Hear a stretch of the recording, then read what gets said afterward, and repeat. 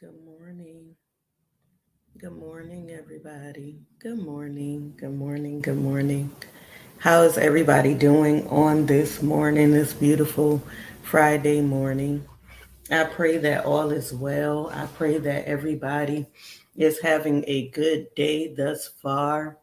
Um, those of you that don't know me, my name is Quint Jones, and I am here because I decided to do some readings of my book. One of my books is called The Art of Forgiveness. It can be found on Amazon. If you type in Aquintus Jones, that's Aquintas, Aquintus Jones, Aquintas Jones, you will be able to find the book on Amazon. I decided to go ahead and do some readings of my book.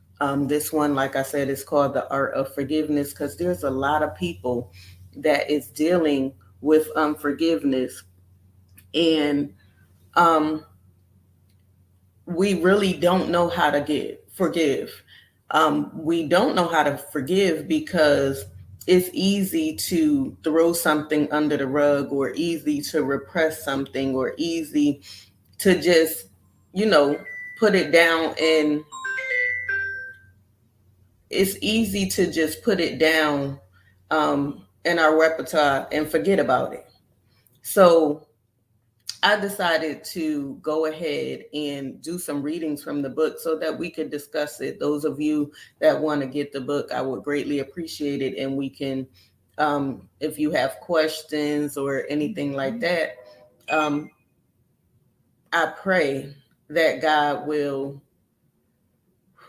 give you what you need in this season. Because a lot of times we hold on to grudges and we don't need to hold on to those grudges. We have to understand that forgiveness is for us. Forgiveness is not for anybody but us. And we give people power over our life when we walk in unforgiveness. We give people power over our lives we say, um, when we say, listen, I'm going to hold this and I'm going to hold on to it tight. And they change our demeanor, they change our attitude, they change our character. Nobody deserves that much power over your life. Okay? Nobody deserves that much power. So I'm going to go we're going to start with the forward, and then I'm going to go to the first chapter. I'm not going to be up here long, but I pray that this touches somebody. I pray that somebody gets saved, set free, and delivered. It's all faith based. I pray that somebody let some things go that you've been holding on to for a long time. And I pray that y'all reconcile with your loved ones, whoever hurt you, whatever that hurt was. I pray that you're able to let it go so that you can walk in your liberty, so that you can walk in your freedom. So, with that being said, we're going to start with what is forgiveness. Forgiveness, in a psychological sense, is the intentional and voluntary process by which one who may initially feel victimized undergoes a change in feeling and attitude regarding a given offense. Let's deal with that for a second. It's you volunteering to give up that offense. You are no longer being the victim. You are no longer holding on to that grudge. You are no longer holding on to that hurt. You're no longer holding on to that pain that someone has put you through. You are literally letting that thing go. You're maturing and you're saying, hey, this can't consume me any longer. I choose to release this pain, not because he told me to, not because she told me to, but because I made the choice to. I made the choice to say, hey, I don't want to be hurt no more. Hey, I don't want to feel like a victim anymore. I don't want to feel like um, somebody has control over me. I just don't want to feel like this is my life and it's not moving any further. I'm stagnant in this. It's consuming me. This is all I could think about. Why did this person do this to me? Why wouldn't this person let me be a kid? Why would this person touch me in this manner? Why would this person cuss me out like this? Listen, we have to make a choice to not be victimized. We have to make a choice to not feel sorry for ourselves. We have to make a choice to let that thing go. It's for you, not for them. It's for you to walk in your freedom. I had to do it. So I can't to do it and I didn't already do it. So it's so important for us to make a choice regarding the way we feel. Not allow anyone to control, but to have control over our emotions. And we overcome negative emotions such as resentment and vengeance. I no longer want to get back at this person. I no longer resent this person. Resentment is a strong word. Just like we tell our children, hate is a strong word. Don't say it. Having resentment in your heart against somebody, that's a strong emotion. We don't want to have resentment against anybody. So we need to make the choice. We don't want to get back at that person. It's easy for us to say, oh, I'm going to get revenge. No, vengeance is mine, saith the Lord, and I will repay them. There's no need for you to try to get revenge after that person when God is going to deal with that person. So let's think about that for a moment. And if this is for you, I want you to say ouch and amen and move forward, because God don't come to condemn, he comes to convict. And we all go through something. We all go through something. So the psychologist defines forgiveness as conscious, deliberate decision to release feelings of resentment or vengeance towards a person or group who has harmed you, regardless of whether they deserve your forgiveness or not. Regardless of whether they deserve your forgiveness, you should still forgive. And you saying, but they did this to me and but they did that to me. You still need to forgive them, because once again, it's not for them, it's for you. Forgiveness does not mean forgetting, nor does it mean condoning or excusing the offense. Now, let us deal with the word forgive. From the biblical standpoint, the Greek word translated as forgive in the New Testament, aphiemi, carried a wide range of meanings, including to remit, to leave something or someone alone, to allow, who Jesus, to allow in action, to leave, to send away, to desert, or abandon, and even divorce. Listen, yes, we allowed this person to do this, but we still have to choose to let it go. That does not mean we have to reconcile with the person. That does not mean the person still has to be in our presence. We can be cordial with that person and keep it moving. That does not mean you have to build a relationship again with that person. But you do have to say, okay, I choose to not harbor this in my heart anymore. I choose not to hold on to this. Because 9 times out of 10, you don't even remember what that thing was. And guess what? Sometimes we have to let the person go. Whether that's our husband, if they cheated, they hurt you, they messing around with somebody else, they got their side chicks, whatever it is. Divorce is allowed in the sight of God if your husband is cheating. Now you have to choose if you want to let that person go. But if you tell them you forgive them, every time you feel a certain way, you can't bring that thing back up. Because guess what? If you're saying, I forgive you, I'm not going to hold on to this, I'm going to move on with my life, I'm going to move on with you. As long as you keep bringing that thing back up, it's going to fester. It's going to cause confusion. So your marriage is not going to work anyway.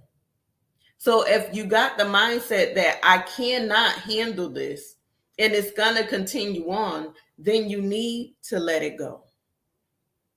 You need to not be around this person. If you have the mindset, I just want to get even, then you did not forgive and you need to let it go. And yes, hurt takes time. Forgiveness is a process. It's not going to happen overnight. But you can start the process of letting go. You can start the process of saying, this is too much. So, Lord, I give it to you because I can't handle this in my own strength. But I can turn it over to you, knowing that nothing's impossible for you, knowing that you won't put more on me than I can bear, knowing that you told me to cast my cares upon you because you care for me, knowing that you said, vengeance is mine, saith the Lord, and I will repay them. And you can keep your standard. You can stay in character. You can keep that same demeanor and don't allow them to bring you out of your character. Because when you allow that, you give them power. Take your power back. Now is the time to take your power back. Now is the time for you to walk upright before the Lord and saying, nobody's going to control me anymore. Nobody's going to manipulate me anymore. This too shall pass. So notice I said to forgive and not make amends. Just because you forgive someone does not mean you have to hang out with them. And I just said that. It simply means if you walk in a room and they are there, you can be cordial. You can speak. Hey, how you doing? And keep it moving.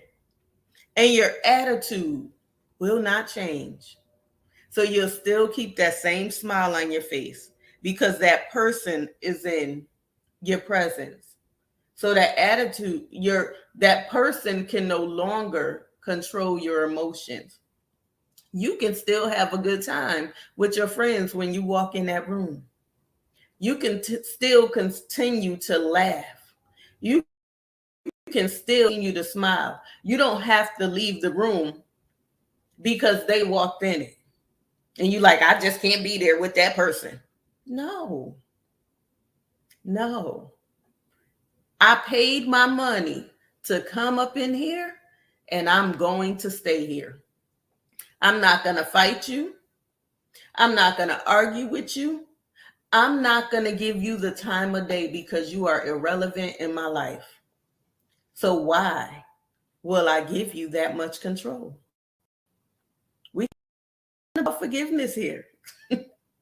Why will I allow you to control me? That's a form of control. They looking at you some type of way, and your first response or your first reaction is not even a response, it's a reaction. Your first reaction is to jump back. Like, I'll knock your head. No, I'm not. I'm going to keep that smile on my face. Because guess what? Me keeping that smile on my face is going to do what? make you more mad.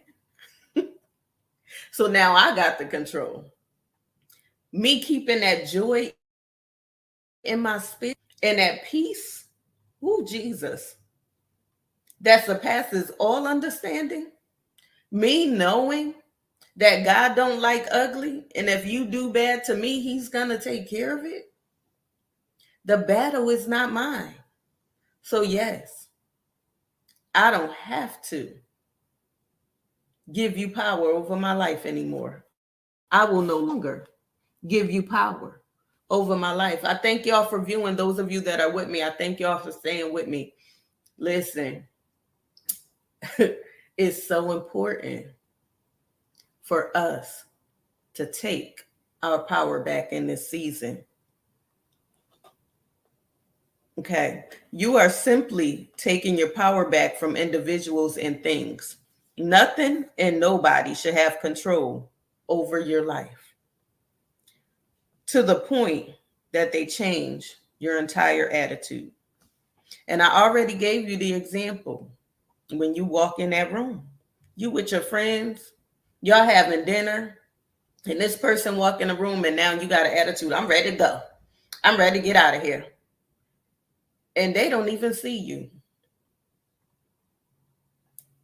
This irrelevant person don't even see you and don't even know you mad. So you're the only one that have the attitude. You're the only one that's missing out. Everybody else having a good time. But you're the only one that's acting a fool because you couldn't let it go. And you don't even know what it is because it's been so long. So you don't know what it is. Let it go. Is this you? All you could think is, that person embarrassed me and I'm going to get them back. Your friends is trying to calm you down and telling you it's not worth it, but you are still acting up. Why? It's not worth it. Your whole mindset changed. You can't do it. You can't stay there. You can't enjoy your meal. You're not listening to your friends. You're not listening to your support system. And you haven't been out in a while. You have not. You always got your kids. You haven't been able to hang out with your friends, or you're always at work or at school, and you allow this person to ruin your night. So now you right back at home bored. Just bored. You done sent your babysitter home and your evening is messed up. Is it really worth it? Was it really worth it? That was too much power for you to give that person. It was too much power for you to allow somebody to ruin your day. It wasn't worth it. And the sad part is the person didn't even realize that you was in the restaurant. So I acknowledged you. You were the non-factor in their life. And they don't remember what happened. You're the only one looking like a fool. So why allow that to go on? Tell me, how did that benefit you? How did your anger benefit you in that instance? Was it really worth it? Let's think about it. The person moved on with their life and you're still harboring unforgiveness. Why? Why? Sometimes the person is sleeping in their grave and you're still harboring unforgiveness. The person is not even on this earth anymore. Is it really worth it for you to hold on after the person has gone on and didn't even know you were upset. They didn't even know they offended you because you never told them. Was that fear to the person? Was it even fear to you? Sometimes we are our worst enemy. I just want to give y'all something to think about. And I thank you all that's coming in. Once again, we're going over my book, The Art of Forgiveness, that can be found on Amazon. So we're going to go into chapter 1. That was just the foreword. And chapter 1 starts with an assessment. And I'm just going to ask y'all some questions, and I want you to think about, and if they pertain to you, you don't have to answer it. You could if you want to, but you don't have to answer it. But the first question is, are you experiencing a burst of anger? And if so, in what areas? In what areas? Are you petty and impulsive? Let's think about that. Because I know I could be a petty Betty sometimes. But are you petty and impulsive? Are you able to take responsibility for what you're feeling? That's a good question, because some of us, we have no control over our emotions. We just react. We don't respond. And there is a difference. We immediately react when somebody does something that offends us, or we immediately open our mouth instead of taking time to think about that thing and responding in an appropriate manner. We react. So, are you desperate to make the people that hurt you understand your feelings? Let's think about that. Because sometimes you're like, I just need to have a conversation with them. I just need them to understand where they hurt me.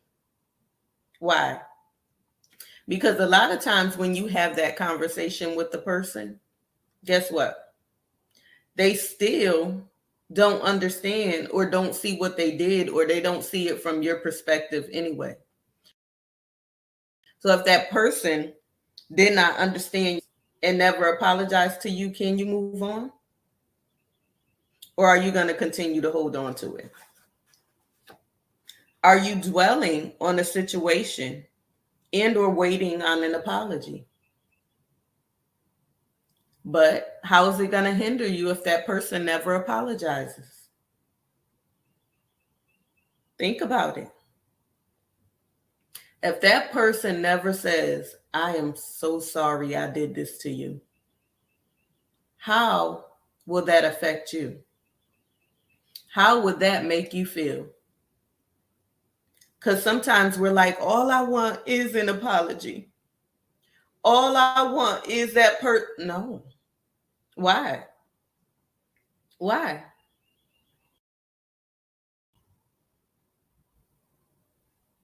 And if that person don't, what do you do about it? Do you move on? Or do you continue to hold on to it? Thank you for coming in. So, are you having issues moving forward? Do you need to get there? You can talk about it with somebody? What are you holding on to that's keeping you in that same space, that won't allow you to elevate and to mature because somebody hindered you? If the person never apologizes, will you be able to move on? Is the situation tormenting you? That situation that has you walking in unforgiveness, is that the only thing that you can think about? I want you to think about that.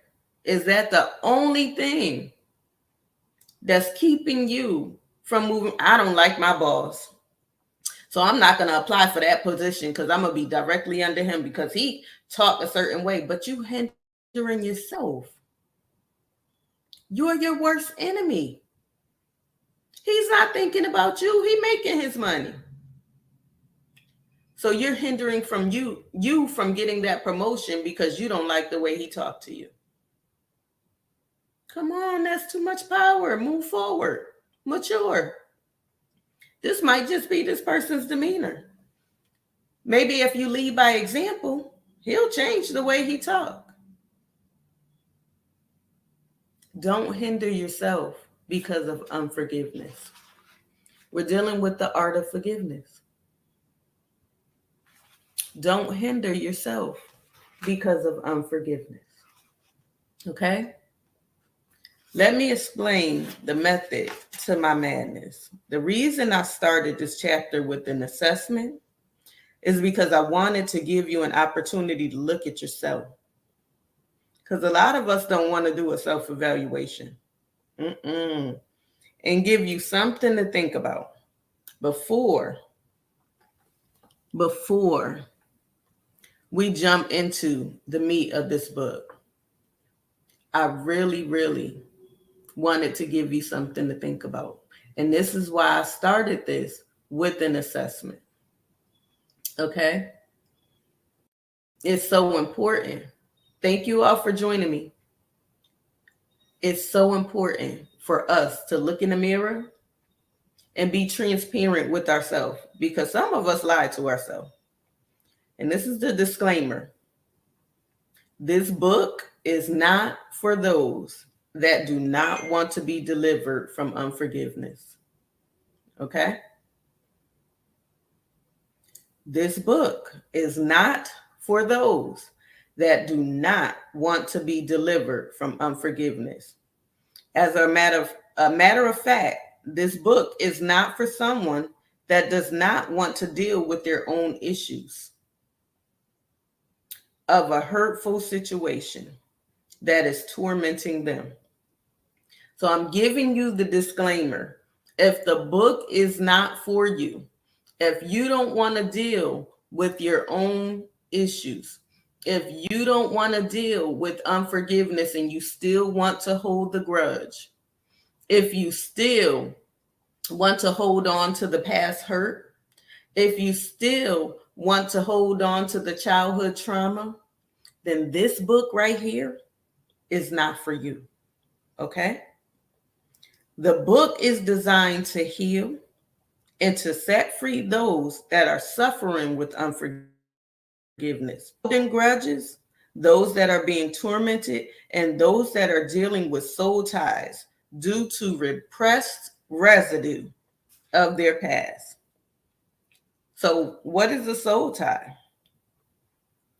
Is a phrase which some people use to refer to a spiritual connection between two people. In many cases, it is said to come into existence after two people has been physically intimate. In others, it is said to form after an intensely close spiritual or emotional relationship. So that's what a soul tie is. And once again, I ask you, what are you holding on to? What is your unforgiveness? That's what I want you to think about. What is your unforgiveness? What are you really holding on to? So what is unforgiveness? Unforgiveness is when you are unwilling or unable to forgive someone for hurting you, someone for betraying you, someone for breaking your trust, or causing intense emotional pain, and you have suppressed anger. That's what unforgiveness is. Isaiah 55:11. So shall my word be that goes out from my mouth. It shall not return to me void, but it will accomplish that which I please, and it shall prosper in the thing whereto I sent it. Unforgiveness creates an emotional storm of distress in which feelings of stress, anxiety, depression, insecurity, inadequacy, and fear surface. I'm going to read that again. Unforgiveness creates an emotional storm of distress in which feelings of stress, anxiety, depression, insecurity, inadequacy, who Jesus, and fear surface. That's what unforgiveness is. Unforgiveness also creates a hardened heart. How many of us is wearing a wall? We built a wall around our heart, and you can literally feel the heaviness of that wall because somebody hurt you. And the hardened heart feels anger, resentment, bitterness, and hatred toward the offender. All these spirits that are being built because of unforgiveness. Hey, Sinette, how you doing? Just because of unforgiveness, all of these spirits are being built around your heart. All of these seeds are being sown in your spirit. And all of them are negative because you didn't want to let some things go. Who, Lord? That is not a way to walk around. So, yes or no? Are others determining your day? When you're walking in unforgiveness, you give other people power to determine your day. What you mean? When you change your demeanor, when your attitude change, when your character change, they take you completely out of character.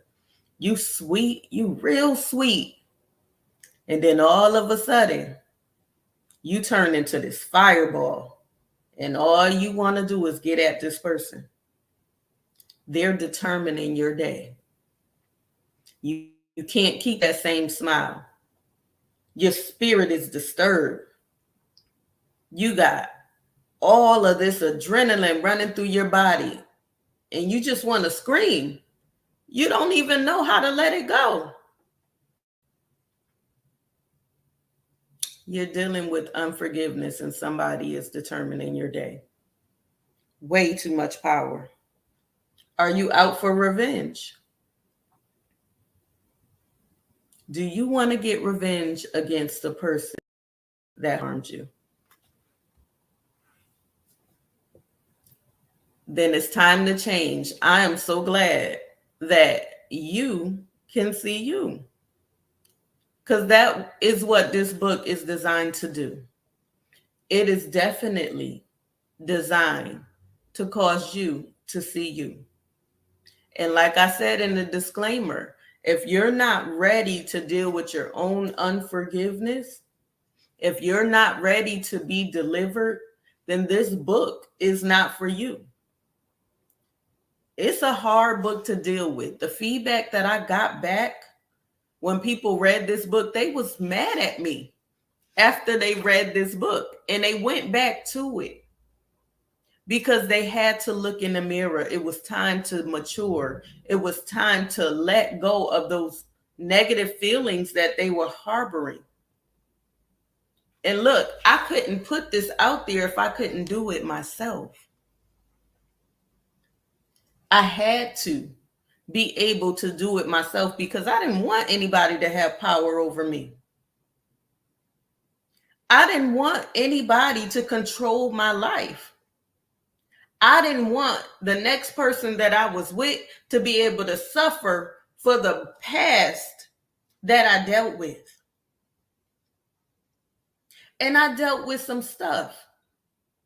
My ex-husband tried to get me arrested. Yes, I got picked up. Yes, I got put in the back of the car. Yes, I had to go to trial. But I couldn't harbor that in my heart. Because guess what? I also realized he had a problem. I also realized that he had a sickness. I also realized that he was not sober. So why would I allow him to control me? I had to move on with my life. And he got me arrested twice. But I fought that thing and I won, and it was thrown out. Because God is a forgiving God. He's a forgiving God. And it's nothing that he won't forgive us for. So who are we to hold on to a grudge? Who are we to say, I'm not letting it go? Why? You did some stuff. It may not have been to that extent, but you have done some stuff to other people. You have hurt somebody. Wouldn't you want to be forgiven? Put yourself in their shoes. The person that you hurt. And you didn't care. And you moved on with your life. And you left them stuck. Is your heart hardened? Think about it. Yes, thank God for the blessings. Is your heart hardened? If your heart is hardened in this season, I pray that you remove the wall, that God tears down the wall piece by piece so that there will be no residue left of that thing.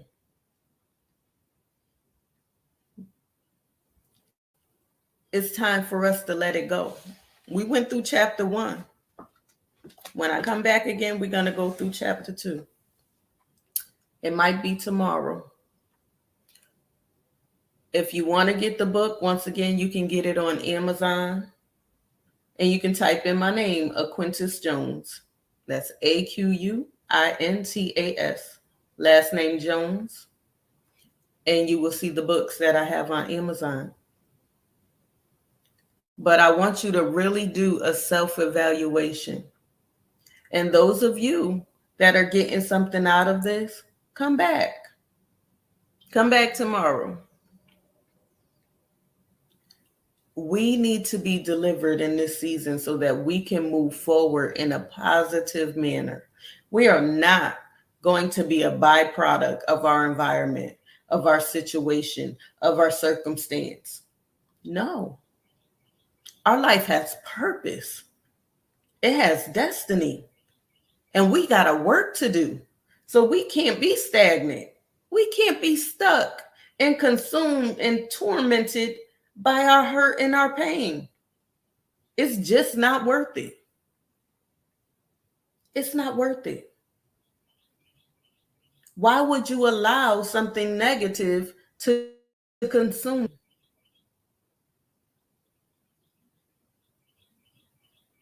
It's not worth it. Why would you allow something negative to take control of your life? Yes, I understand it may have started from your childhood, but you gotta let it go. And yes, it's hard. And yes, it hurts. But baby, prayer, fasting is the key. Building that intimate relationship with God, casting your cares upon him because he cared for you. He said, no weapon that's formed against you shall prosper. He'll never leave you nor forsake you. He said it was good that you've been afflicted, that you might learn his statutes. It was good that you've been afflicted.